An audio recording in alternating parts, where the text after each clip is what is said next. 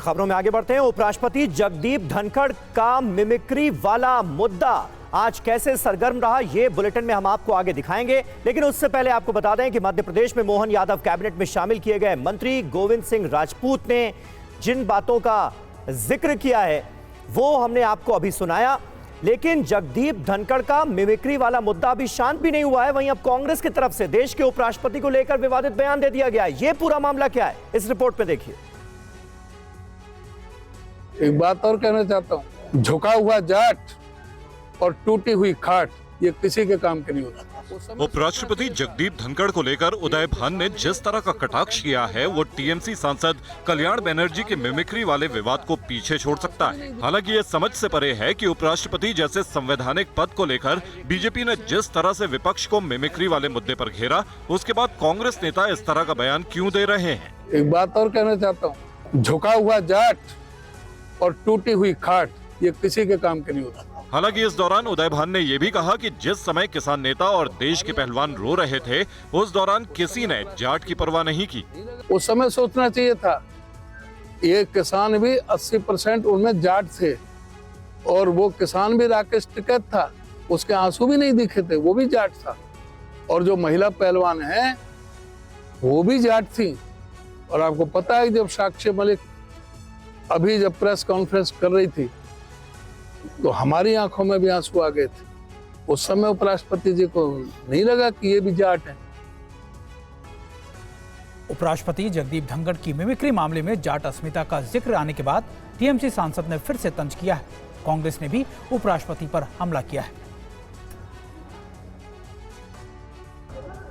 उपराष्ट्रपति जगदीप धनखड़ ने कल्याण बनर्जी की मिमिक्री को जाट अस्मिता से जोड़ा था। अब विपक्षी उपराष्ट्रपति से सवाल पूछ रहा है कि जब जाट पहलवानों की आवाज दबाई जा रही थी और किसान आंदोलन हो रहा था, तब धनखड़ को जाट अस्मिता की याद क्यों नहीं आई थी। कांग्रेस ने इस पर सवाल उठाए हैं। कर सब इतना जाट के बारे में, किसान के बारे में बात करते हैं।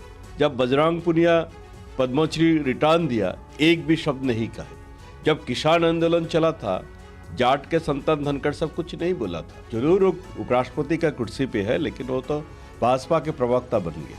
कांग्रेस की ये प्रतिक्रिया टीएमसी सांसद कल्याण बनर्जी के दूसरे वीडियो के बाद आई, जिसमें कल्याण बनर्जी ने फिर से धनखड़ की मिमिक्री की और पहलवानों से जुड़ा सवाल खड़ा किया। बजरंग पुनिया কেউ তো জাত, ও তো জাতের কথা বলছে।